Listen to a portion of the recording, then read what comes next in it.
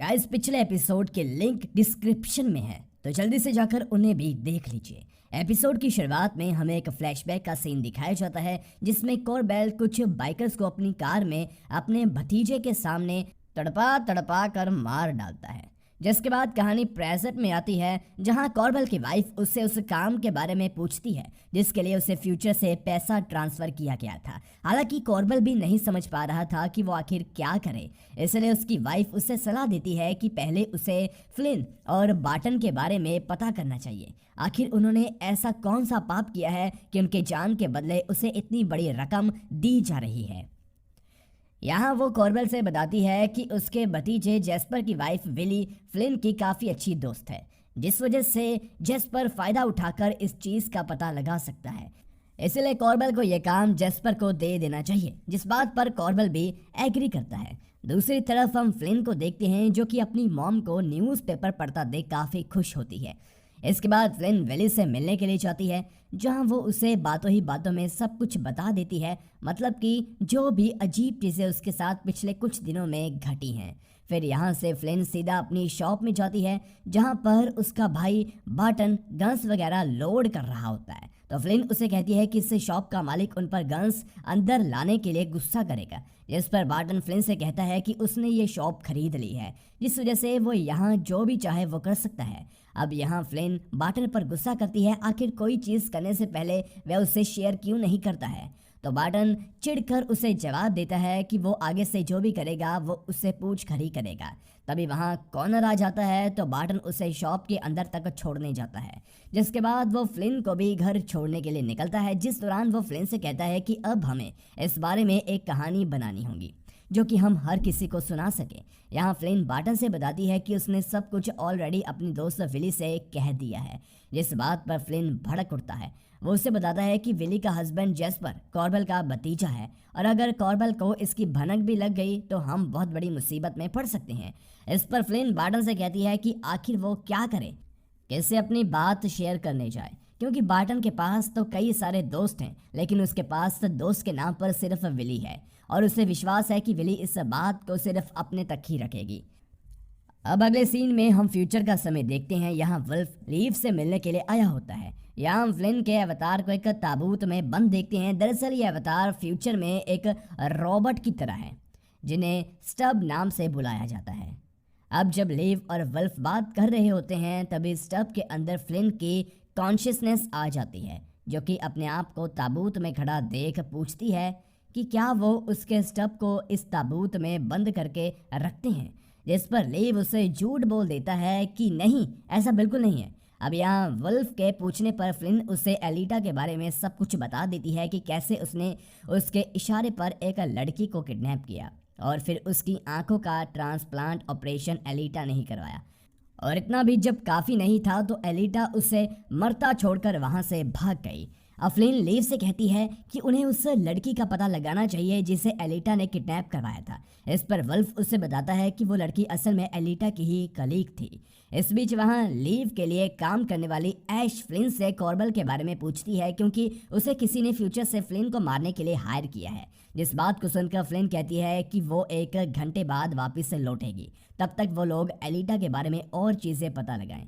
अब इसके बाद हम फ्लैशबैक का एक सीन देखते हैं जहां हम छोटे वुल्फ और एलिटा को साथ में देखते हैं जो कि बचपन में ही एक साथ एक ऑर्फनेज में रह रहे थे। यहाँ एक कपल एलिटा को अडॉप्ट करना चाहता था, लेकिन एलिटा चाहती थी कि वो लोग उसके साथ साथ वुल्फ को भी अडॉप्ट कर लें ताकि वो दोनों साथ में भाई बहन की तरह रह सकें, जिस वजह से आखिर में वो कपल दोनों ही बच्चों को अडॉप्ट कर लेते हैं। जिसके बाद कहानी फिर से प्रेजेंट में आती है। यहाँ वुल्फ अपनी मॉम से एलिटा के बारे में पूछता है। वहाँ उससे पता चलता है कि उन्होंने एलिटा को 1 महीने पहले देखा था, जिस दौरान उन्होंने एलिटा से पूछा था कि वो आजकल कहाँ रह रही है। इस पर एलिटा उनसे कहती है कि जहाँ आखिरी बार लंदन में बर्फ़ गिरी थी। दरअसल एलिटा को पहेलियों में बात करना पसंद था, इसलिए उसने ये पहेली एक क्लू के तौर पर छोड़ी थी, जिसका मतलब ना तो मॉम को समझ आया और ना ही वुल्फ को। दूसरी तरफ फ्लिन बार्टन से बताती है कि कॉर्बेल को किसी ने फ्यूचर से उन्हें मारने के लिए हायर किया है। इस पर बार्टन फ्लिन से कहता है कि वो चिंता ना करे, वो कॉर्बेल को संभाल लेगा। शायद इसी दिन के लिए ही मिलिट्री ने उसे एक चलता फिरता हथियार बनाया था। जिस पर फ्लिन उसे समझाती है कि वो अब मिलिट्री में नहीं है और उसे इस मामले को ठंडे दिमाग से हल करना चाहिए। जिसके बाद फ्लिन दोबारा से फ्यूचर में जाती है, जहां वो देखती है कि वह वल्फ के साथ एक गाड़ी में बैठकर कहीं जा रही है। दरअसल वल्फ इस कार को उस एरिया के आसपास घुमा रहा था जहां से फ्लिन ने उस लड़की को किडनैप किया था, ताकि उसे याद आ सके कि वो उस लड़की को लेकर कहाँ गई थी। जिस दौरान फ्लिन वल्फ से एलिटा के बारे में बात करते हुए बताती है कि उसने फ्लिन से कहा था कि अगले 10 साल में उसकी जिंदगी तबाह होने वाली है, जिसका क्या मतलब है वह वल्फ से पूछती है, लेकिन वल्फ उसकी बात को टाल देता है। इसके बाद वो वल्फ से उस लड़की के बारे में पूछती है जिसे उसने एलिटा के कहने पर किडनैप किया था। आखिर वो इस वक्त कहाँ है? तो वल्फ बताता है कि वो लड़की मर चुकी है, जिस बात को जानकर वो बहुत दुखी होती है, क्योंकि वो ये सब एक गेम समझकर कर रही थी। अब कार में बैठकर फ्लिन को कुछ भी नहीं याद आ रहा होता है, इसलिए वो लोग वॉक करने का फैसला करते हैं। यहाँ वल्फ फ्लिन से बताता है कि वो दोनों अलग अलग डायरेक्शन में जाएंगे, जिस दौरान वो दोनों एक हैप्टिक डिवाइस के जरिए सिंक रहेंगे, ताकि वो एक दूसरे के विजन को देखने के साथ साथ एक दूसरे से कनेक्ट भी रह सकें। अब इस हैप्टिक डिवाइस के बारे में और भी डिटेल में हमें कुछ ही देर में जानने को मिल जाएगा। वहीं दूसरी तरफ बार्टन कॉर्बेल से मिलने के लिए जाता है, जहां वो उसे डायरेक्टली कहता है कि वो उसे 2 रास्ते देता है। पहला ये कि वो हर हफ्ते उसे $2 लाख कैश भेजता रहेगा, जिसके बदले में वो चाहता है कि कॉर्बेल उसे और उसकी फैमिली से दूर रहे। और दूसरा रास्ते के बारे में बताने से पहले बार्टन कॉर्बेल को एक स्टोरी सुनाता है। वो उससे कहता है कि पहले मिलिट्री वाले उन बच्चों को चुनते थे जो कि हमेशा एक टीम के जैसे साथ रह रहे होते हैं। फिर वो उन सब के अंदर एक हैप्टिक डिवाइस फिट कर देते हैं, जिसकी वजह से उन सभी लोगों की सोच, भावनाएं और बाकी चीज़ें सभी बराबर फील कर सकते हैं। यहाँ तक कि दूसरा इंसान क्या देख रहा है वो ये भी देख सकते हैं, जैसे कि मानो 2 या उससे ज़्यादा आत्माएं एक हो गई हैं, और इसी तरह की डिवाइस उसके भी हाथ में लगी हुई है, जिस वजह से उसके एक इशारे पर कॉर्बेल की जान भी जा सकती है।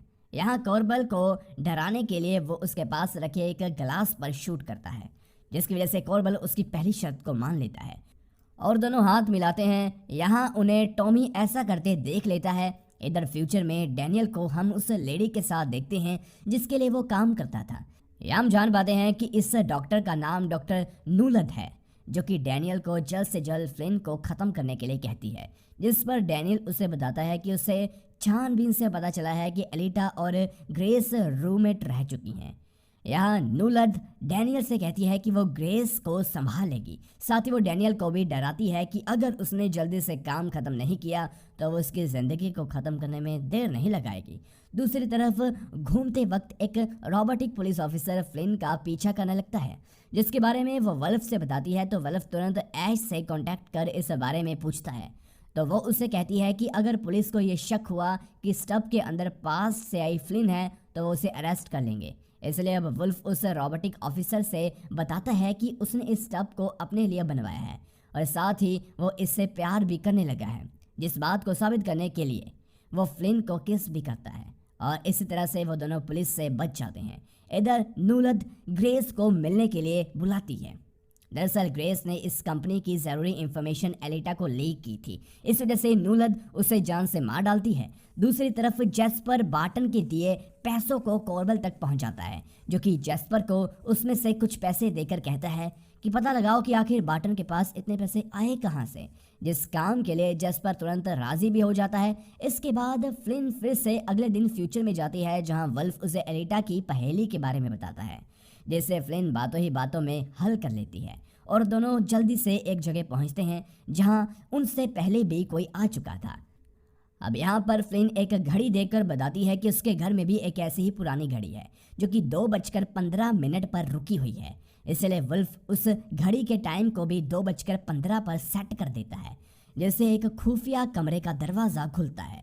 यहाँ पर कुछ डॉक्टर रूपी स्टब डीएक्टिवेट हालत में पड़े होते हैं। साथ ही इस जगह को देखकर फ्लिन को याद आ जाता है कि यहाँ पर उसका आई ट्रांसप्लांट ऑपरेशन हुआ था। इसी दौरान वल्फ को वहाँ पर एलिटा का एक डिवाइस मिलता है, जिसे उसने इसलिए निकाल दिया था ताकि कोई उसे ट्रेस ना कर सके। जिसे लेकर जैसे ही दोनों वहाँ से जाने लगते हैं, तभी वहाँ पर डैनियल के साथ एक रोबोट आकर उन पर हमला कर देता है। हालांकि कुछ देर बाद फ्लिन और वल्फ उन पर हावी होने लगते हैं। तभी रोबोट एक तलवार से फ्लिन को मारने जाता है, जहाँ ऐन वक्त पर वो हट जाती है और रोबोट गलती से डैनियल को ही मार डालता है, जिस रोबोट के साथ नूलद भी सिंक थी। यहाँ फ्लिन डैनियल्स की वो उसकी जान क्यों लेना चाहती है, तो डैनियल उसे मरते वक्त बताता है क्योंकि तुमने उसकी कोई चीज़ ली हुई है, इसलिए वो तुम्हें मारना चाहती है। और इतना कहते ही उसकी सांसें रुक जाती है। आखिर में फ्लिन उस रॉबर्ट को भी शूट कर देती है, जिससे नूलत पूरी तरह से बौखला जाती है। और इसी के साथ ये एपिसोड यहीं पर ख़त्म हो जाता है।